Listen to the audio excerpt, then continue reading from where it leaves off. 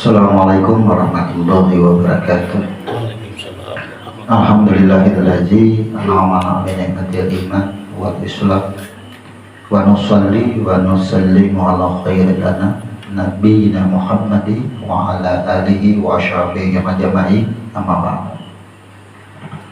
Jamaah rahimahumullah, alhamdulillah pada malam hari ini kembali kita duduk bersama dalam majelis ilmu kita pada pembahasan kedudukan rukun 13 dengan susunan diri. Ini kita bahas dengan susunan rumus huruf. Kenapa kita membahas hal ini dengan memakai rumus huruf? Karena dengan rumus huruf itulah kita akan dapat merasakan makna daripada setiap gerakan dan bacaan-bacaan di dalam sholat. Dan pada malam hari ini kita masuk ke dalam rukun yang terakhir, yaitu rukun 13. Kita akan membahas mengetahui rahasia pada rukun ini yang disebut dengan tertib. Namun sebelumnya kita akan mengulang sedikit susunan sholat sesuai dengan susunan huruf. Bahwasanya rukun sholat yang pertama adalah niat. Maka niat ini tidak terletak pada huruf manapun, karena niat ini dilakukan oleh qalbi, atau sering sebutan lain adalah pada hati. Maka niat murni adalah kehendak yang maha berkehendak.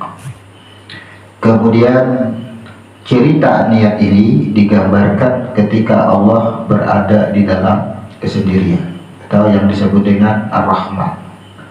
Ketika berada dalam kesendirian, tidak ada suatu apapun.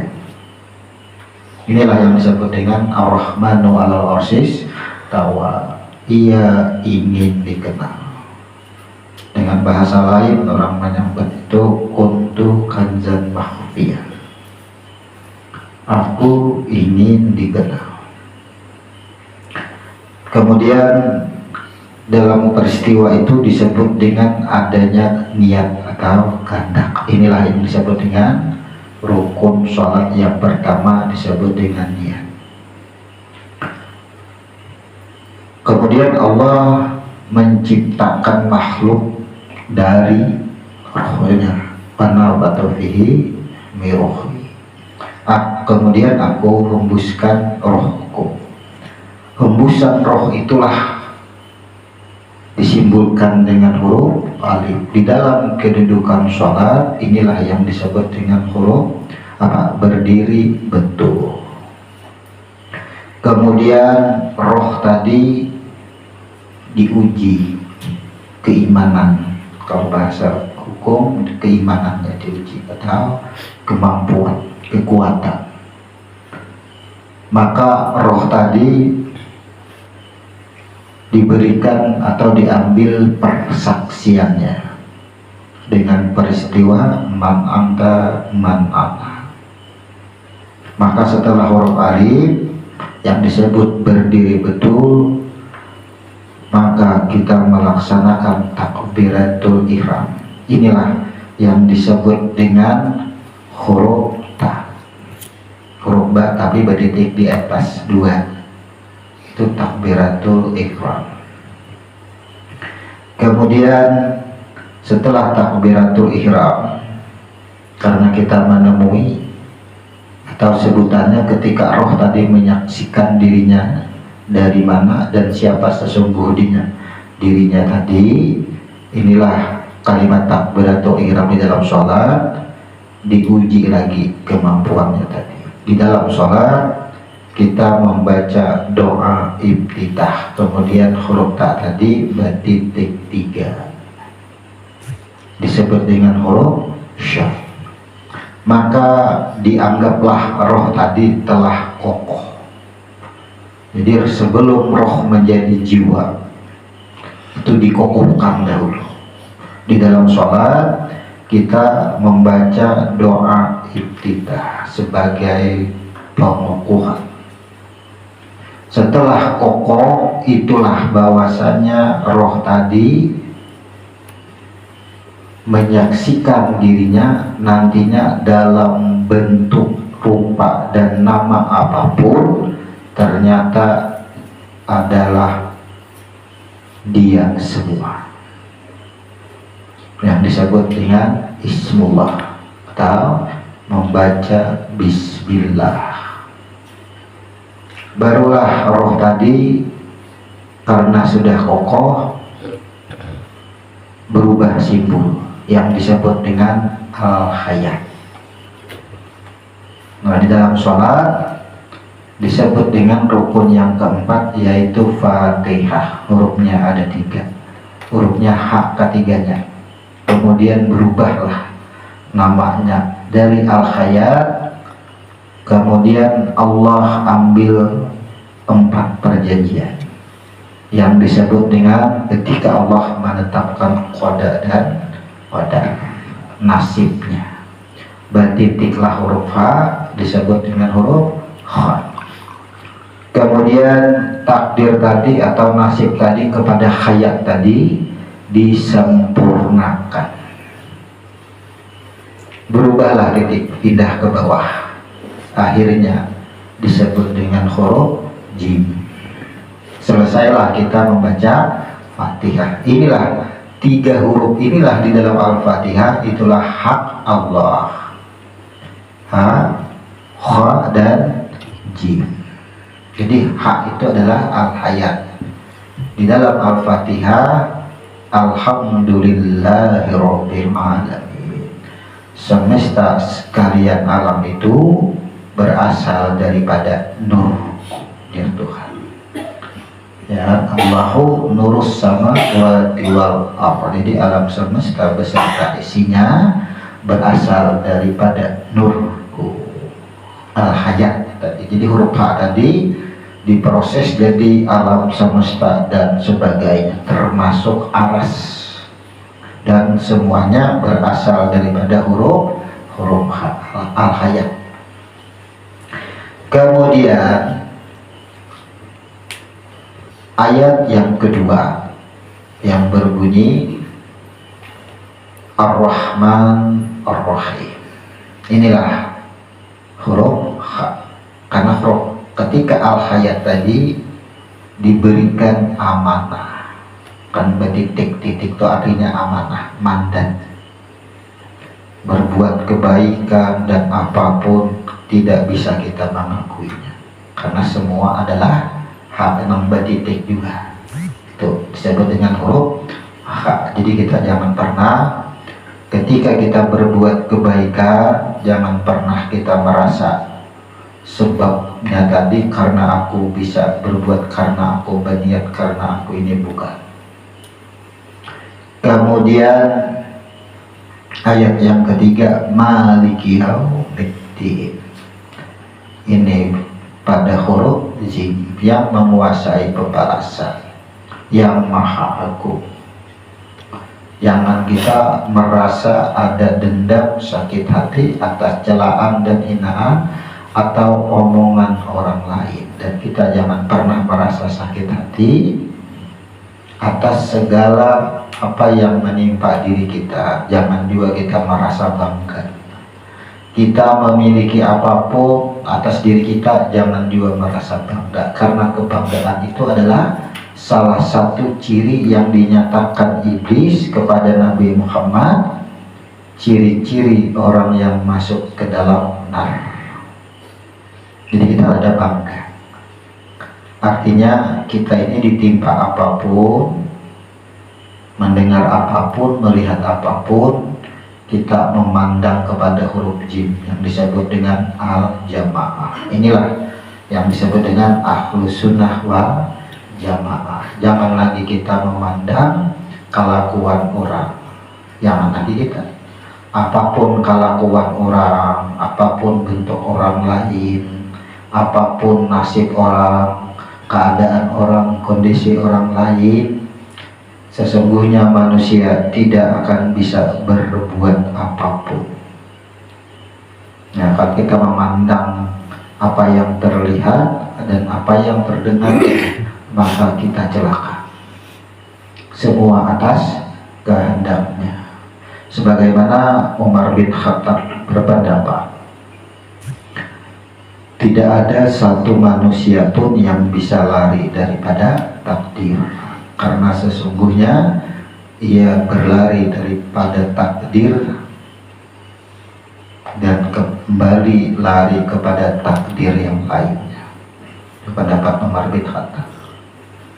Kemudian dari Imam Ahmad, bahwasanya ketika Allah menentukan takdir seorang hamba itu, maka Allah tetapkan sebab-sebabnya.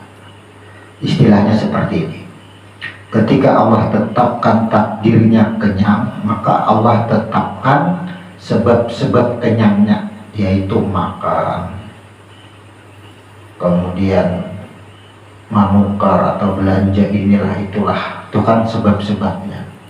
Maka yang terlihat dan dirasakan kita sekarang itu, kita itu melihat kepada sebab sekarang. Inilah menuhankan makhluk, bertentangan dengan ayat 3 Fatihah. Kita tidak bisa melakukan apapun. Jadi sesungguhnya kita berada dan berasal dan kembali kepada Allah. Maksudnya kita menyadari bahwa semua yang ada adalah afalnya, semuanya afalnya. Dan yang ada kelihatan ini adalah nama, bentuk, dan rupanya. Cuma hati-hati memahami nama, bentuk, dan rupanya ini. Jangan diartikan kepada bentuknya, jangan diartikan kepada rupanya, jangan. Karena kita berasal daripada yang tidak rupa dan tidak bentuk. Contoh, setrum atau listrik itu adalah bentuknya. Ketika sudah masuk ke dalam bola lampu, kelihatan namanya, bentuknya, cahaya, terang. Apakah setrum itu seperti cahaya? Nah, itu maksudnya. Jangan diartikan seperti nama, bentuknya. Jangan-jangan kalimatnya asma'nya, bentuknya, rupanya.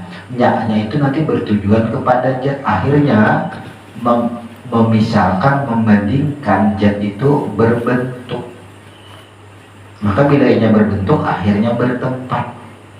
Jangan itu.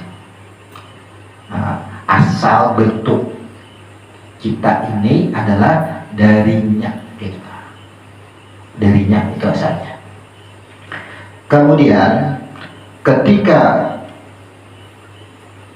huruf H kemudian bertitik menjadi huruf H, kemudian titik pindah ke bawah menjadi huruf J, disitulah posisi kita ketika kita di alam rahim. Sesungguhnya Allah menjadikan darah tadi menjadi segumpal daging, mudghahnya, yang disebut dengan hati. Ketika kita mengetahui nasib-nasib kita, sesungguhnya diri kita yang sebenarnya, ternyata kita sudah mengakui berdahulu kita tidak bisa melakukan apapun, diri kita mati. Jadi kan ada istilah kembali. Bila kita merasa hidup, baru kita kembali. Kita tuh sesungguhnya sudah mati, hatta yatiyakal yakin. Jadi itu, sampai di situ kita sudah tidak ada merasa kehidupan, supaya jangan mati. Bila kita tak akui kita hidup, cagar mati. Nah, di situ sudah dijelaskan, dikisahkan, kita sudah jangan merasa hidup, kita mati. Karena kita tidak merasa hidup, di dalam rukun sholat akhirnya kita takbir melaksanakan ruku, membungkuk. Hurufnya ada pada dal, nampaklah. Nah, membungkuk itu hurufnya dal. Setelah itu Aku jadikan, kata Allah, tulang daripada segumpal daging tadi. Akhirnya kita tidak ada kekuatan berdiri kita daripada membungkuk yang disebut rukuk tadi. Maka kita tidak itu sama halnya ketika kita berdiri betul, sama kita halnya itu. Diri terdiri dan diri terperi. Kemudian setelah kita berdiri betul, dibungkuslah tulang belulang tadi, dibungkus. Inilah yang disebut dengan insan. Jadilah manusia kalau di alam rahim. Sujud di dalam sholat. Sujudlah. Kenapa sujud? Agar yang berbentuk jasad tadi karena sudah dibungkus, disuruh kembali. Berarti kita mi'raj mulai daripada huruf ra.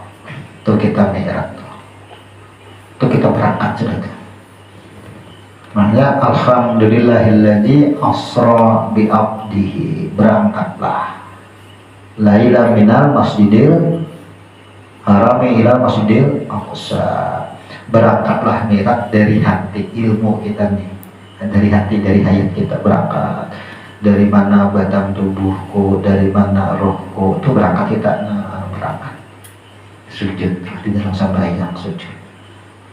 Sampai ke langit pertama kita berangkat. Kalau bahasa keilmuan, kita mengenali diri kita, itu mi'raj lainnya. Nah di dalam itu berangkatlah. Diceritakan Nabi itu berangkat sampai di langit pertama bertemu dengan Nabi Adam. Tertahanlah batang tubuh, dikembalikanlah ke Nabi Adam. Sudah tertahan kita di situ. Tinggal karena bunyinya asra bi abdihi, abduhu yang bergelar. Kita ini seikhwani gelarnya abduhu, kembali. Nah sampai di langit pertama tak tinggallah badan kita karena sudah kembali kepada Adam. Maka berangkat ke langit kedua dan seterusnya. Siapa yang berangkat? Linuriyahu, nurnya lah yang berangkat lagi. Kan ada mampu lagi, sudah berangkat sudah. Badan kan dapat mampu, sehingga ketemu dengan Isa, Yahya, ya kan? Ketemu dengan Yusuf, ketemu dengan Harun, ketemu dengan Idris, ketemu dengan Musa, dan terakhir ketemu dengan Ibrahim. Itulah puncak kita, berakhir ke langit ketujuh yang disebut dengan Sidratul Muntaha. Jadi kisah mi'raj itu di dalam sholat sudah kita kerjakan. Kenapa di langit kedua bertemu dengan Isa dan Yahya? Kita dikenalkan asal nyawa kita, asal jiwa kita. Coba jangan kita betakonan guru kenapa di langit kedua itu maka bertemuan Nabi Isa dan Nabi Yahya. Kenapa tuh? Maka mi'raj bertemu dengan nabi-nabi itu. Tuh. Ya. Kita diberikan informasi melalui peristiwa itu. Siapa sesungguhnya nambah nafas. Itu maksudnya. Kemudian di langit ketiga kita berangkat ketemu dengan Nabi Yusuf. Kenapa digambarkan dengan Nabi Yusuf? Nabi Yusuf orang ahli tafsir mimpi, orang-orang yang kuat dengan menghadapi fitnah-fitnah. Ternyata di langit ketiga sadar, hingga kita mengenal nafas kita, sadar kita di langit ketiga bahwasanya kita hidup di dunia itu ternyata hanya mimpi, kisah aja. Dan ternyata merasa selama hidup tadi di dunia, ternyata kita itu terfitnah dengan dunia, kadang mengenal diri kita, kadang mengenal Tuhan. Makanya Nabi Yusuf itu digambarkan dengan peristiwa fitnah kecil, ya kan? Difitnah Nabi itu kan, Nabi Yusuf itu kan terfitnah. Itu menggambarkan bahwasanya kita terfitnah. Makanya kan Allahumma inni a'udzubika, ya kan, min azabil qabr, banyak kubur. Kemudian fitnatil mahya wa mamat, fitnah kehidupan dan fitnah kematian, fitnah dunia, kemudian fitnah dajjal. Di situ fitnah dunia itu ya tadi ketemu Nabi Yusuf, merasa hidup di dunia, merasa lawas di dunia, pada mau tenang hidup di dunia kita, melihat kehidupan orang, mendengar pemandiran orang itu, pada mau tenang karena kita lihat sebabnya tadi. Kemudian kita lagi diberangkatkan lagi ke langit yang keempat. Bertemu siapa? Bertemu Harun. Harun adalah lambang kekokohan. Kalau di dalam sholat kokohnya itu kan keimanan, kekuatan. Apapun cobaan yang sudah dijalani itu menyangkut amaliyah kita, sikap kita dalam keseharian hidup.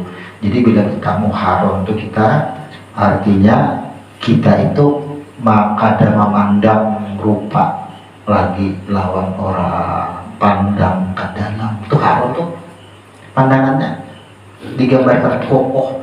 Nah kayak apakah kelakuan orang? Bisa berarti apakah kita kada mau sakit hati lagi? Dipuji orang kada mau juga bangga, senang kada juga, sedih kada juga.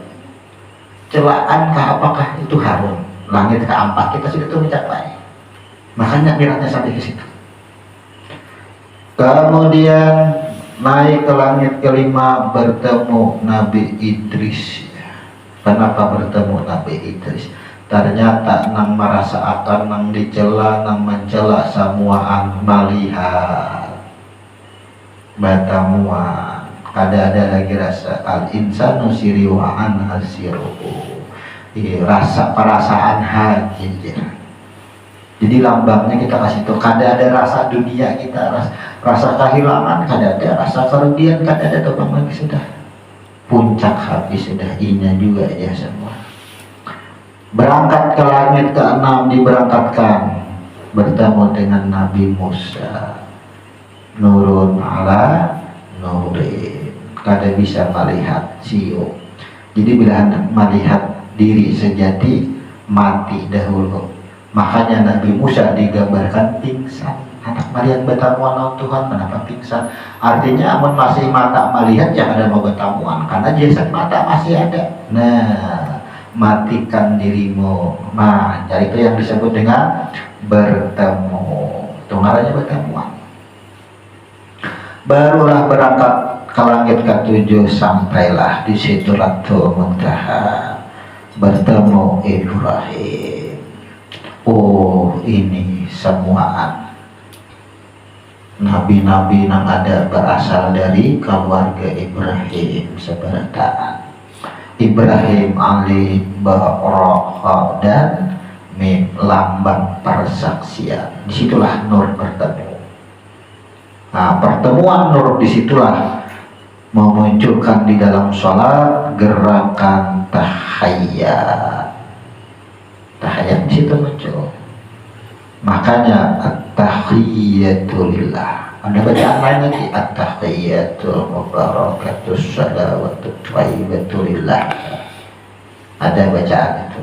Jadi sebenarnya yang bertamu siapa nurnya? Bila masih ditakuni kita bertamu dengan Tuhan yang ada.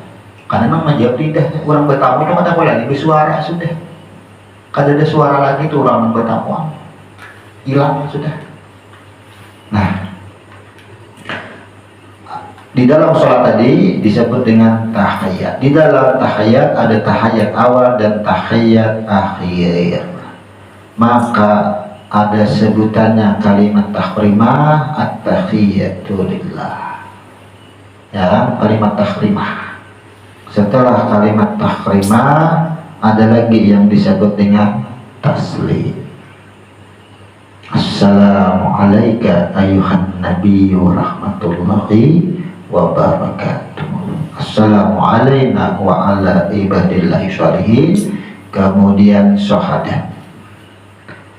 Imbas sudah bertamuan, oh saikungan. Assalamualaikum, oh dari nur. Assalamualaikum, oh assalamualaikum, ini rujukannya kepada nama, bentuk dan rupa. Oh ini juga ya. Makanya assalamu alaina wa ala ibadil sholihin, langsung menyaksikan nyata pada dirinya asyhadu an la ilaha illallah wa asyhadu anna muhammadan abduhu wa rasuluh.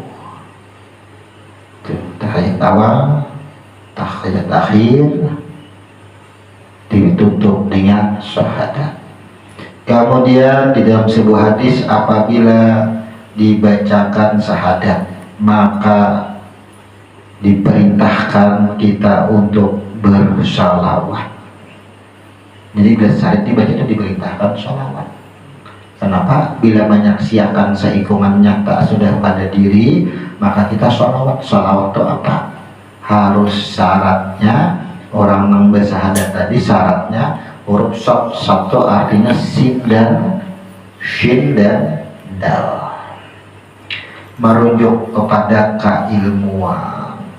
Makanya sholawat terletak pada huruf gain, isyarat terletak pada huruf ain. Keilmuan menunjuk tadi, ternyata menyaksikan dirinya, kemudian betitik ke huruf ain. Jangan lagi ngetunggang lawan ilmu.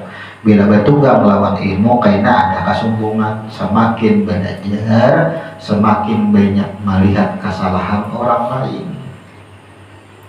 Harusnya semakin belajar huruf ain harus bertitik goin goraba, kada melihat lagi lawan dunia. Semakin tinggi ilmu, kada melihat lagi dengan rupa dunia. Makanya bertitik huruf ain disebut dengan gain. Jadi sholawat itu ada pada huruf gain, goraba, alimul ghaibi was-shahadah, karena sudah menyaksikan.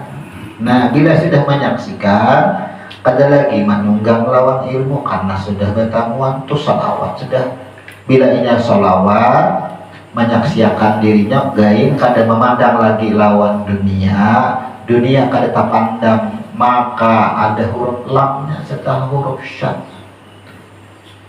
Huruf lam itu akan diproses hurufnya fa. Apa prosesnya? Hisab, akan dihisab.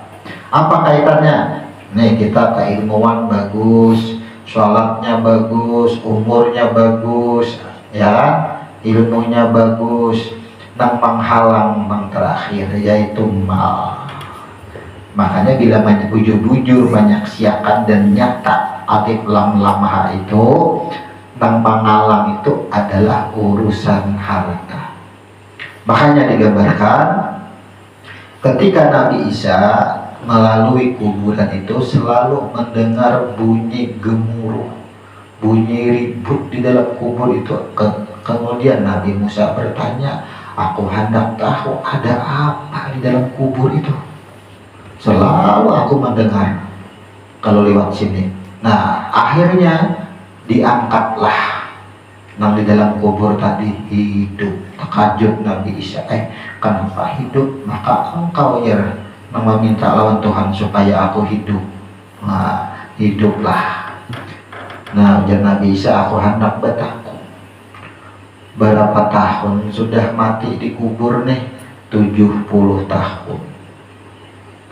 Selama 70 tahun bagaimana, ujar Nabi Isa tadi, bagaimana amalmu diterima Tuhankah? Kadang semuaan amalku itu diterima Tuhan dengan baik semua. Amal cuman satu nang kada tuntung lagi sidangnya, hisabnya, yaitu harta. Nah, itu memang alam kita enak. Salawat kita gugur gara-gara harta. Makanya harta itu di dalam Al-Quran ada dihukumi dengan hukum zakat. Penggunaan harta dihukumi dengan wakaf, infak, dan sedekah. Itulah menggunakan harta di jalan Allah maksudnya. Jadi kita mulai berbenah diri. Rugi kita, keilmuan kita alhamdulillah, ibadah kita alhamdulillah. Ternyata sampai di akhir hayat kita, kadangkala kita masuk ke dalam 70.000. Ahlus Sunnah wal Jamaah tadi gara-gara harta. Sabilah korek api menghalangi kita, misalnya sabilah kancing baju misalnya menghalangi kita, jangan kita rugi. Kenapa? Itulah nama langkah ayat 3 Fatihah tadi sudah. Gara-gara harta Allah semuanya. Dari situlah kita meneliti kajian-kajian kita ini. Gerakan sholat itu semakin kita banyak sholat, ternyata kita semakin banyak lalai. Di mana lalainya? Ya kan? Seolah-olah sholat ini hanya diperuntukkan untuk meningkatkan kehidupan kita. Mana ada doa dalamnya? Supaya sugi, supaya bahagia hidup, supaya surga. Tujuan sholat akhirnya seperti itu. Ternyata tujuan sholat itu hanya abduhu, kembali kepadaku ya Tuhan. Wa ma khalaqtul jinna wal insa illa liya'budun. Makanya kata-katanya budun. Wow, bertangkup huruf wawnya wahid, kembali ke dalam keisaan ngarannya itu. Jadi itu coba di kita tuh itu kita bukan tujuan sembahyang itu mencari harta, bukan sembahyang itu mencari kebahagiaan, bukan kita sembahyang itu menjadikan orang tuh salah di mata kita, bukan kita merasa benar, bukan itu. Itulah yang disebut dengan munkar dan keji. Dalam ayat lain, inna sholata tanha anil fahsya'i wal munkar. Itu kayaknya gugurnya kita ke situ. Samuan di harta kita ditanya terkait. Itulah dunia, memang sulit kita mengatasi dunia nih.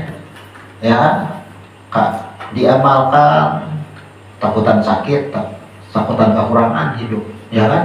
Kadang diamalkan kayak pakai aja. Masuk neraka lah gitu. Ya kan? Gitu. Jadi cara mengamalkan ilmu kita banyak keraguan-raguan atau yang disebut dengan lalai. Maka itu sholatihim syahud. Orang-orang yang lalai. Jadi ini kita mendustakan agama, agama itu ya diri kita, mendustakan diri kita. Ada besar lawan kita. Nah, jadi penuhi. Karena setelah huruf lam ada huruf waw. Bila kita tuntas masalah 64 tadi, termasuk harta tadi, kita berada dalam wahid wara, terpelihara daripada kesirikan. Baru sampai kepada marbutah. Nah, setelah itu doa, barulah salam. Rukun yang ke-12. Nah, jadi kita ulang sedikit. Salam, coba kita ulang sedikit. Nanti sampainya kepada tertib. Itulah yang menimbulkan kata-kata salam. Kita ulang sedikit, tidak apalah. Nah, salam ada 5 aja.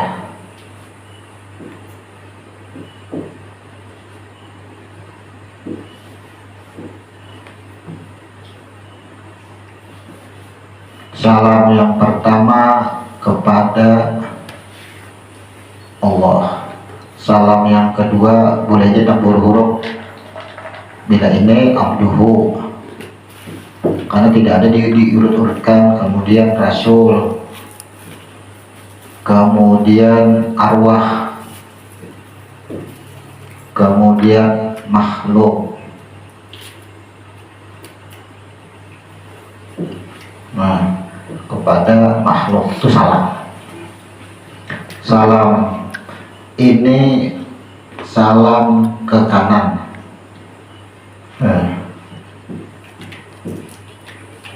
Hurufnya pak. Ini salam ke kiri.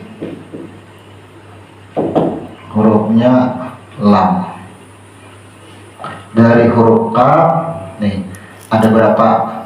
Ternyata sini ada hamzah, ada ha, ada fa. Kemudian inilah yang disebut dengan huruf cukup sesuai pecahan hurufnya. Ini kenapa balik-balik? Ya kan anak Muhammad di sini boleh, di sini boleh. Kalau kita anak Maurad pula. Yang pertama, salam kepada Allah di mana adakannya. Ketika pandangan kita ke tempat sujud. Nih, salam pertama itu adalah ke tempat sujud. Kenapa ke tempat sujud? Karena salam yang pertama itu menutup syahadat. Di dalam pertama itu asyhadu an la ilaha illallah. Seikuman kita nih nyata tuh tindakannya cukup. Kita itu yang berasal dari yang cukup, tidak beranak dan tidak diperanakan. Makanya itu. Maka dari kesemuanya ini bahu kanan. Kan ini sudah, jadi kita ringkas. Salam ke tempat sujud yang pertama, Allah menutup syahadatain. Makanya at-tahiyyatu lillah wassalawatu wattaibat. Assalamu alaina. Maka assalamu alaika itu yang ditutup tuh. Persaksian nyatalah kita. Kemudian berpaling melihat ke ujung bahu kanan. Nah, ini salamnya Muhammad, Rasul, arwah. Disama salam kepada sesama makhluk aja, ya sebutannya, atau salam kepada ibadah itu sesama makhluk, salam kepada Rasul, salam kepada arwah, atau salam kepada roh. Ya, di konsep itu beda-beda tuh. Ada salam kepada arwahnya, iya roh tuh. Nah, ketika kita mengucap ya assalamu alayka ayyuhan nabiyyu wa rahmatullahi wa barakatuh, ini salam pertama. Inikah asalku assalamu alayka ayyuhan nabiyyu wa rahmatullahi wa barakatuh. Berarti asyhadu an la ilaha illallah. Ini pertama. Makanya ini ada empat sifat nih. Nah, ya kan? Ada salabiyah, nafsiyah, kemudian ada ma'ani, ada ma'nawiyah. Ini mengenal samuan jadi satu karena kawan kita semua. Kemudian kenapa salam sembahyang tuh harus ke ujung bahu dan mengucap warahmatullah atau sempurnakan warahmatullahi wabarakatuh, karena orang sholat itu Allah kumpulkan dosanya diletakkan di antara pundak, dua pundaknya. Ketika ruku berguguran dosa-dosanya, ketika sujud berguguran dosanya. Nah, ini pada kalimat assalamu alaina wa ala ibadillahi sholihin. Selamat akan juga nih Nang Muhammad mim hamim dan berbentuk nih lah. Ada tangan, ada batis, ada telinga, selamat akan juga. Karena sesungguhnya mim hamim dan ini adalah nih orang yang kembali abduhu nih, ibadah. Orang yang taat. Nah, sekarang kita urut. Assalamu alayka ayyuhan nabiyyu rahmatullahi wabarakatuh. Umajar Tuhan selamat nurku nang semalam jadi awak, jadi tangan, jadi betis, jadi kepala, jadi paruh, jadi mata, jadi telinga, selamat kembali ke asalnya.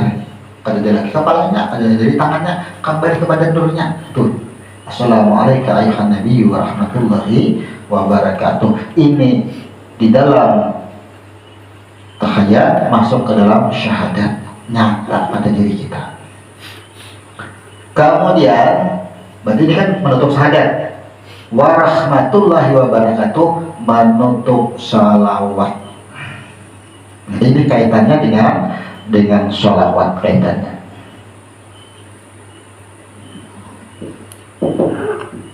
Salawat kaitannya. Nah, ini misal Assalamu alayna wa ala ibadillahi sholihin, ujar Nur tadi.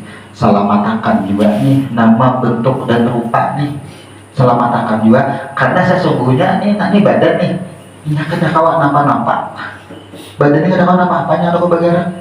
Jadi nang bakal lakuan tuh apa nih, nang bakal lakuan semuaan nih orangnya berasul napas, amun tadi napas kawan nih, mendengar kata kawan juga, melihat kata kawan juga, bagara kata kawan ini napasnya ada. Jadi kelakuan ini semua antum nih tuh. Jangan kita hendak merujuk berisi jasad kita karena adanya nih napas tuh dalam tubuh disebut dengan nyawa. Ujar nyawa, ujar napas, aku genjah kawan ujar. Nih ya ampunnya nih bro, al hayat nih semuaan bakal lakukan. Jadi tak tumpullah ke sini. Nah, apakah kita warahmatullahi jaka atau wabarakatuh? Tuntasnya sambahyangnya. Nah, bila sampai ya Allah selamatakan juga inang ini warahmatullah. Bila sempurna wabarakatuh nih wabarakatuh. Kenapa? Karena nang ini menyaksikan siapa nafas, siapa roh ini semua. Amun kada menyaksikan ke sini, maka yang diberikan ampunan Allah itu yang menyaksikan wabarakatuh itu ada huruf banyak nang menyaksikan. Artinya apa? Ketika badan ini ada menyaksikan badan yang dipandang nih, Rasul ini ada nih hati yang sini nih napas. Nah ini al hayat yang dimasukkan ke dalam hati. Ini semuaan kelakuannya. Inilah yang di dalam surah Al-Waqiah disebut dengan golongan kanan. Nih golongan kanan kan dihisab. Ini golongan yang utama. Artinya surga tanpa hisab. Kemudian salam lagi ke kiri. Salam ke kiri dan Al-Quran golongan yang ketiga tanpa hisab juga nih. Tapi masuknya kepada kan hurufnya lam makhluk. Kada tahu napa-napa. Selesailah salam. Ya. Maka kalimat salam tadi yang dikatakan salam kan dikatakan selamat. Yang ini orangnya ini yang selamat nih. Yang ini orangnya. Nah, nang ini orangnya itu yang mana? Tuh. Bila kita kadang memahami daripada kesemuanya ini salam kita kada selamat jadinya. Maka kesemuanya yang selamat tadi inilah masuk yang disebut dengan rukun 13 yang disebut dengan tertib. Berapa hurufnya? Berapa kira-kira tertib? 3. Ada berapa huruf? 3.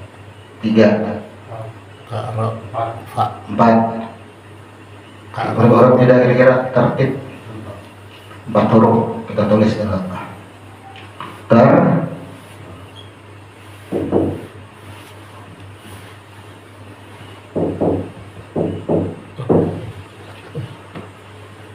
Berapa huruf? 1, 2, 3, 4.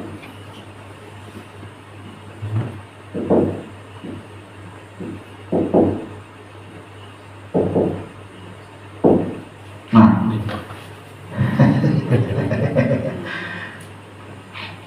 nah itu kan ada 5 kisah. Amun hurufnya coba kita buang ini. Nah berapa huruf? 2. Ya berapa huruf dari kesemuanya pulang. Nah nih roh. Nah 3 huruf. Ini kita semua. Nah, kembali ke nang 3 Fatihah bolehnya. Ha, kho dan jim. Kembali ke situ dahulu. Nah kita bagi dulu tertib. Jadi yang dikatakan selamat itu, ini kita Assalamualaikum warahmatullahi wabarakatuh. Assalamualaikum warahmatullahi wabarakatuh. Karena distintel tertib.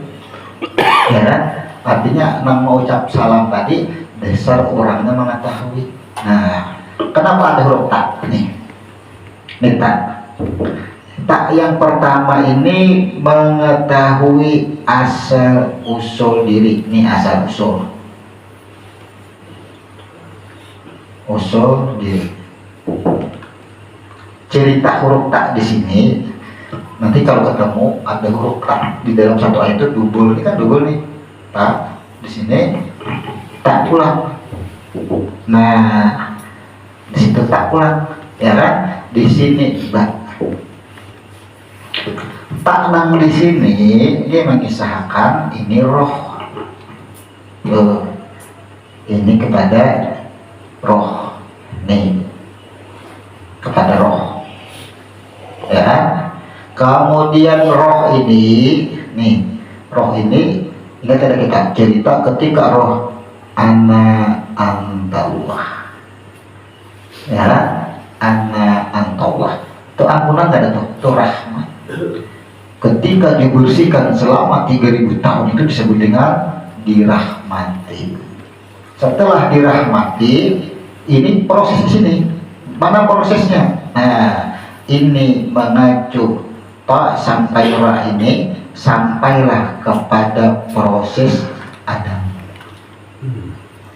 Maka tak yang kedua ini mengacu kepada air. Nah, ini kita kisah ini roh. Nah, sampai ke sini ini mengacu kepada air penciptaan kita daripada air. Kan kita Isra Mi'raj. Oh, ternyata kita berasal daripada air. Nah, kalau kita ubah, kalau ini bicara roh yang asal, maka ini sampai ke alam semesta.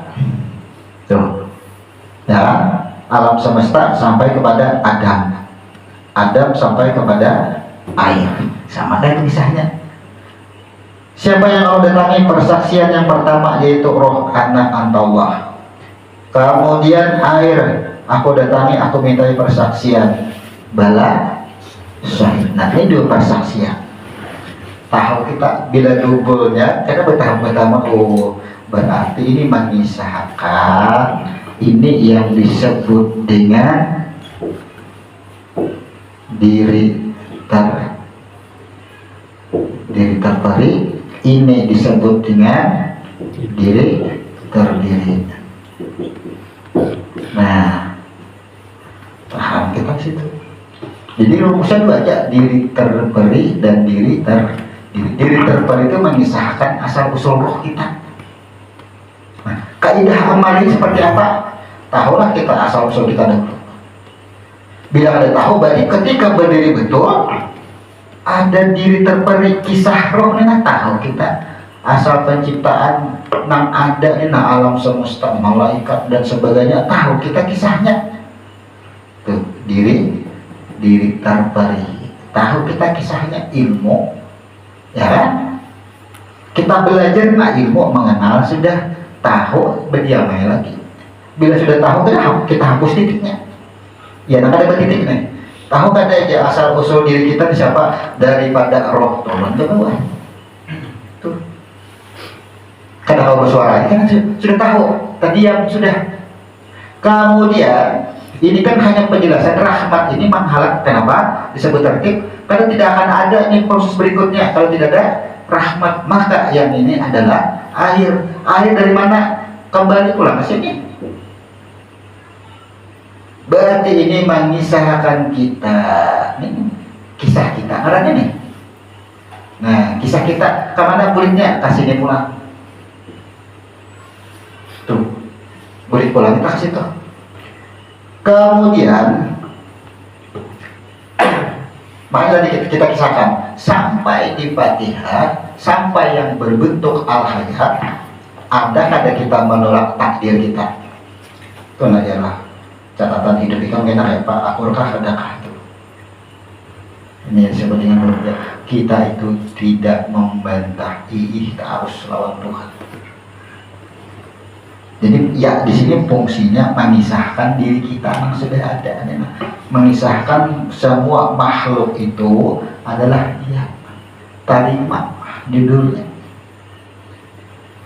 Kita rasakan kehidupan kita selama ini bila kita pernah mengeluh, pernah berkeluh kesah,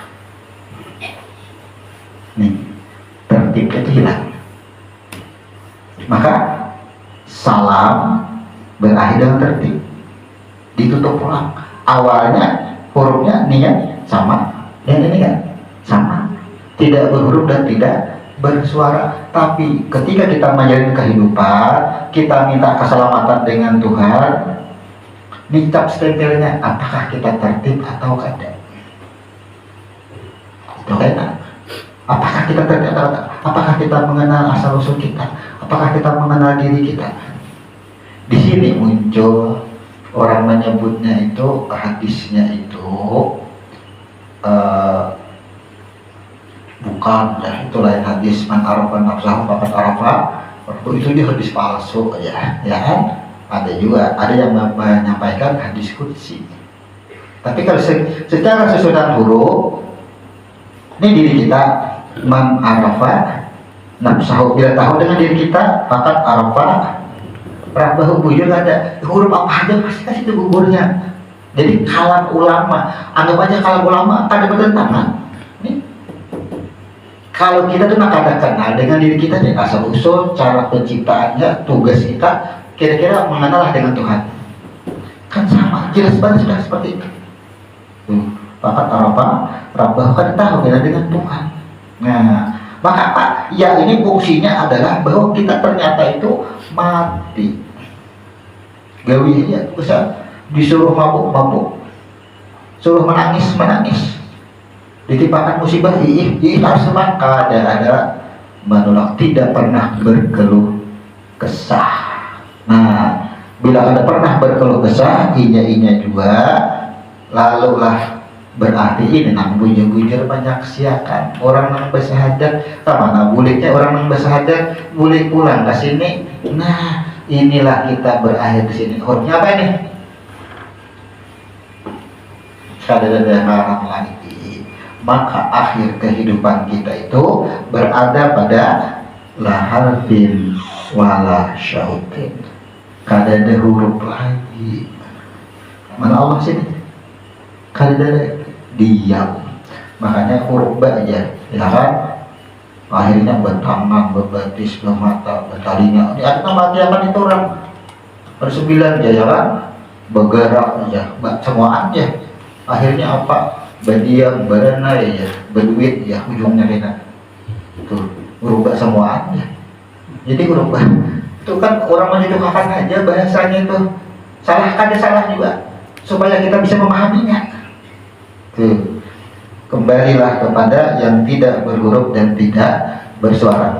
Maka status kita bila kita berada di sini, ini kita semua, inilah diri kita yang disebut diri ini. Maka akhir diri kita itu irji ila rabbiki, inilah yang mendapat rahmat Tuhan. Kenapa? Rahmat Tuhan ini rahmat nih, ya kan? Ini hasil surga, neraka. Kada kawa menolak daripada keduanya. Tuh, ya tuh kada kawa menolak. Ini kan hasil. Ini diri kita ada di sini. Ini hasilnya. Tidak bisa menolak apapun itu. Ini akhir hidup kita. Makanya huruf ini kan kita habis nih huruf 612 nih. Kenapa ketika kita disolatkan mayat sudah ada anak di muka sini, udah anak menyembahyangkan, tuh tempat kamu. Allah memperlihatkan setelah disembahyangkan ini kemana kita diadap nih, di situ. Makanya ketika roh keluar dari badan, ini kita akan mempelajari kita sudah pas matinya. Di sini akhir kehidupan kita. Inilah yang disebut dengan gamaratul maut di sini. Jadi ini kan masih 12 huruf nih kita bahas, ya, masih 12 huruf. Kenapa tertib kita kembali kepada yang tidak bersuara? Maka akhir kehidupan kita harus kembali ke tidak ada hurufnya dan tidak ada suaranya, harus kembali ke sini kita. Maka kita akan diperlihatkan kita akhir kehidupan kita tuh baru mati. Kayak tadi saya bayangkan diperlihatkan pula napas hendak bulik sudah, bahasa dunia kan hendak bulik, berarti kan kita merasa hidup tuh kisahnya. Ternyata apa? Bukan merasa hidup, karena kita ini kajian diucapkan harusnya seperti itu kan, napas kembali, napas tarik seperti itu, tapi praktiknya bukan napas tarik, napas kembali lagi, karena tidak ada tarik dan tidak ada kembali. Karena kita berada dalam Allah itu sudah benar. Nah sekarang kalau kita di sini rumusnya diperlihatkan tempat kita. Nah, diperlihatkan asal di sini. Tapi bila inya masih di sini, masih bertitik, berarti masih kedua. Kita itu bila inya masih bertitik, masih kedua. Sekarang Allah itu wujud, Allah itu ada. Amun kada ada yang ada ini mana Allah? Yang disebut Allah mana? Kada ada lagi sudah. Nah, tidak berhuruf dan tidak bersuara. Jadi akhir kehidupan kita membahas daripada yang 12 huruf sampai di lam ini sudah habis. Ini kita sudah melihat akhir hidup kita. Kita melihat kayaknya. Cuma kita kada mau berkisah lagi. Dari kita hendak mati sudah tahu malaikat ya. Putarakan filmnya kemananya kena buliknya, berandak sidahnya kemana sudah tahu. Setelah meninggal pun, karena huruf ya ini terakhir, ingatlah setelah 12 huruf kita membahas huruf mem, nun, waw, ha, lam, alif, hamzah, nun. Ketika disolatkan kita akan berhadapan lagi di sini, nampak lagi surga dan tuh kelihatan lagi di sini kita hidup ada pulang rupiahnya diperlihatkan juga di situ. Kadang kala menolak, bila inya menolak, akhirnya ini bertitik kainanya. Ketika diperlihatkan surga dan neraka menolak bertitik, berarti kita ada di sini. Tuh. Jadi dikisahkan kita 6 sampai yang ini itu hurufnya masih bertitik-titik sebenarnya. Nama gawi itu memang ada bertitik. Jangan ada lagi titiknya, kada berhuruf lagi. Hurufnya apa? Ada nama menyambatnya. Cuma disibukkan dengan bentuknya. Inilah yang kembali. Nah inilah yang disebut dengan tertib. Kenapa? Maka disebut tertib setelah salam. Dan diandap karokon 13 satu ya tuh 1 dan 3 kembali kepada huruf kisah itu juga kisahnya kembali ke huruf awal alif ta sa ba ni itu yang 3 1 3 huruf 1 3 tak berapa taknya 2 ba berapa 2 sya-nya 3 ini 1 kembali. Jadi kita 1 3 itu adalah kembali. Nah kira-kira paham lah. Nah kita sembahyangnya nah. Bila ingat salam jangan turun. Kenapa? Makanya orang sembahyang itu sudah salam berbolehkan kepada Ka'bah, padahal kita salam itu selamat tadi karena tahu asal usulnya ternyata aku ini mati.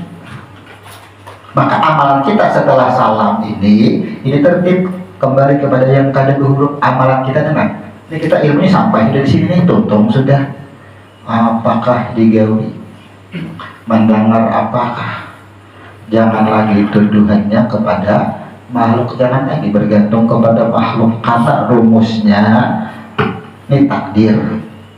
Misalnya ditulis di sini duit, ini takdir. Nah, kemudian di sini ya kan ditulislah dagang. Nih disebut dengan sebab-sebabnya. Kemudian di sini dagang, berarti kan kita harus membeli dulu sini. Nah, sebabnya juga sini. Nah, ini disebut dengan usaha. Kayak apa kita memaknai hidup selama ini? Kita rasakan dulu. Ini diri kita di bawah. Nah, ini diri kita. Ini takdir Allah tetapkan berduit. Misalnya di sini Rabu, ya kan? Di sini Selasa.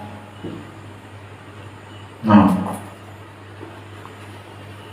mana dahulunya dagang dengan duit? Mana dahulunya terjadi? Duit. Ayo. Terdahulu ini kan ada. Karena bunyinya aku tentukan takdirnya, kemudian aku tetapkan sebabnya. Ini dahulu Allah tetapkan rumusnya, makanya pasti. Namun Tuhan itu hal yang pasti. Nah, sekarang kita nih dunia jauh bener bang masih ini jauh, ya Allah jauh. Ini duit ini terdinding oleh dagang dan nih usaha kita terdinding. Lalu lah kita menuduh ini karena usaha. Padahal hadisnya jelas. Apa saja semuaan itu aku tetapkan sebab-sebabnya. Karena kita sudah salam dan mengetahui susunan diri kita, supaya ada sirik, karena ada huruf wawnya tuh harus kembali wahid. Maka bila kita berdagang, ini kita anak berdagang, menukar bahan di sini, membeli ngarannya. Sebabnya ini ditakdirkan. Kemudian kita berdagang, sebab ditetapkan daripada takdir, baru dapat duit. Duitnya adalah takdirnya. Berarti yang mendatangkan duit adalah keadaan dengan ini, bukan membeli bermodal ini, bukan berdagang. Tapi ini sudah ada rumusnya pada dahulu, catatannya ada sebenarnya.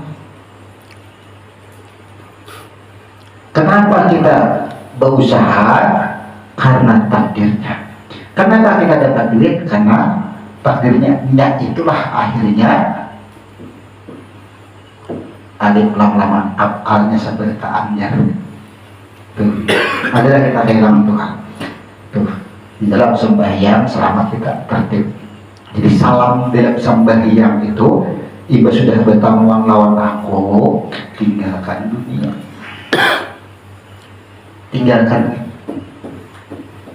Jadi fungsi salam ini berstempel tertib itu, tinggalkan dunia. Jadi rumus-rumus tertib itu kita meninggalkan sebab. Jangan menuhankan sebab, tapi kita tahu ini takdirnya, ini takdirnya. Catatan kita sebenarnya kenyang, kita tulis kenyang di sini. Di sini makan.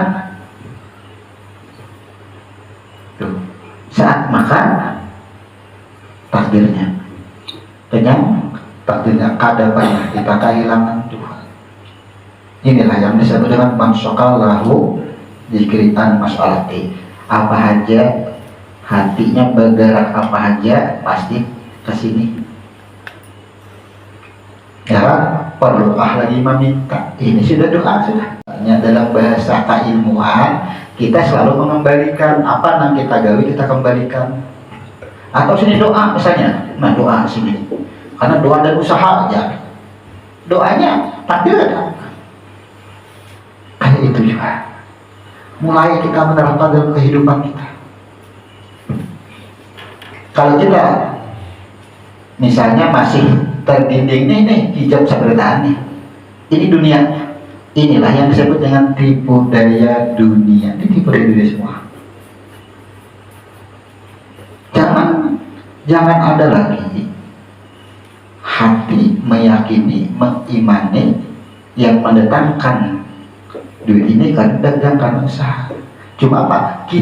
Hati kita mengimani dagang adalah takdirnya, duit adalah takdirnya, kita imani itu. Itu cara kita hidup, bergawe apa aja. Saat kita disambati orang sakit hati, orang menyambati kita sakit hati adalah takdir, sebab yang menyambati menyediakan sebab baulah sakit hati kita, mengimani kita. Itu. Jadi kita tenang dalam keadaan apapun, kita kadang pernah kehilangan itu ujar Tuhan, dalam ditimpa akan apapun, karena kita tuh daripada al-hayat sudah bertitik. Kadang-kadang kita kenapa bisa lupa aja, ya, saat ditimpa musibah bisa lupa jadi kafir karena kufur, kehilangan Tuhan, karena kita meyakini membuat kita sakit hati si anu. Dapat duit banyak bisa juga lupa lawan Tuhan karena kita menuduh, karena kita rajin, karena kita pintar ya berusaha, lalu sugih dapat, nah hilang juga Tuhan. Maka dengan rumus ini, apapun yang kita rasakan, yang kita jalani dalam kehidupan, kada pernah kehilangan Tuhan. Artinya bila kita kada pernah kehilangan Tuhan, kada berhuruf dan kada bersuara, berdiam lagi. Berdiam itu bukan bahasanya kada berucap, bukan itu. Begitu kita berdagang, kada kau lagi kita mengucapkan, ya nah, tetap aja berdagang kita tahu sudah. Lalu kada kau lagi disuarakan, bukan dia, bukan itu maksudnya. Tapi seperti biasa aja Bapak bilang, karena kita sudah tahu, ilmunya sudah ada, cukup diketahui. Nah, alhamdulillah pada malam hari ini kita menuntaskan rukun 13. Jadi kesimpulan akhirnya kita kembali kepada yang tidak berhuruf dan tidak bersuara. Maka setelah salam ini, stempel tertib ini dianggap tertib, rumusnya takar daripada keilmuan kita. Makanya menuntut ilmu itu wajib, ya, pelubur ilmu itu wajib, diwajibkan belajar supaya tahu dengan diri, tahu dengan asal usulnya, makanya wajib. Bila kita sudah tahu ini semuaan, jangan ditunggang lagi ilmunya. Karena sudah tahu, bila ilmunya ditunggang, karena kesombongan pulang kita bagi kita. Tahu, tak boleh hina kita. Apakah kita dengan tahu sampai di sini? Nih, kan ada pertanyaan.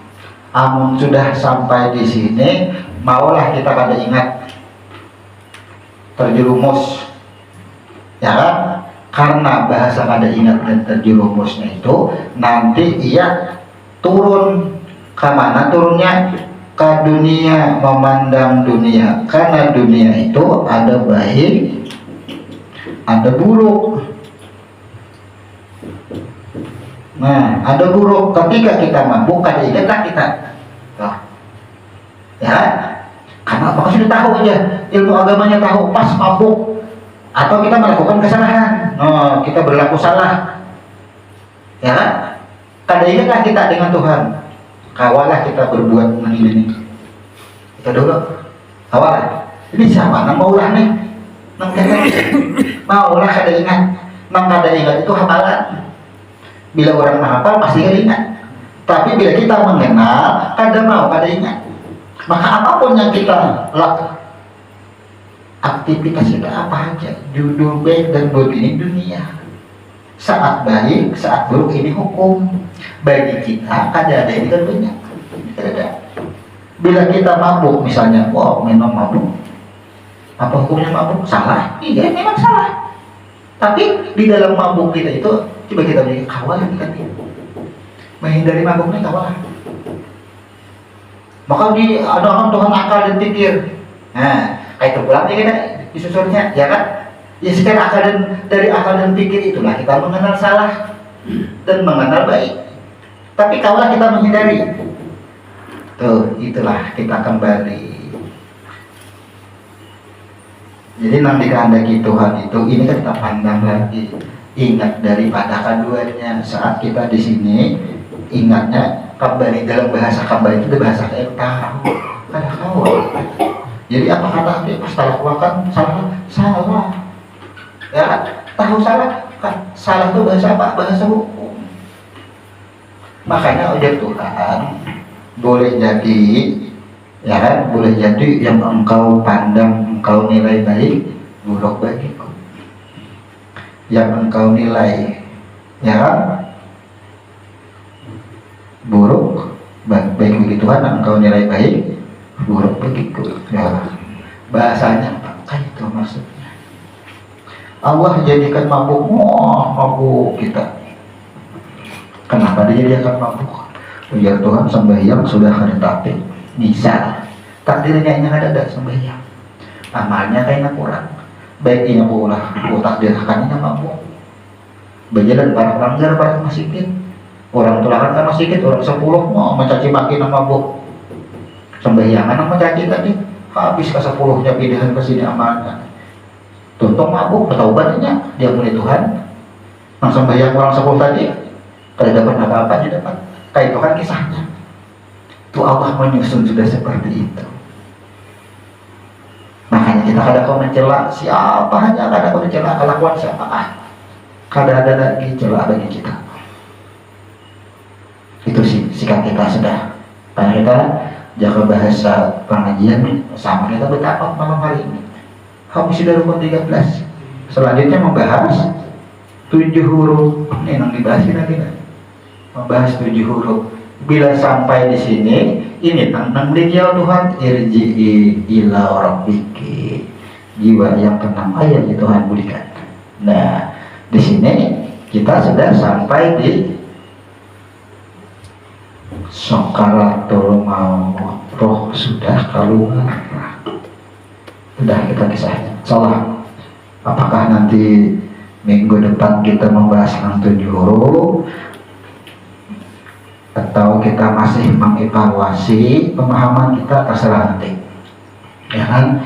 Karena tujuan kita belajar utamanya kita harus memahamkan apa yang disampaikan dan bagaimana kita bisa menerapkan dalam kehidupan kita keseharian.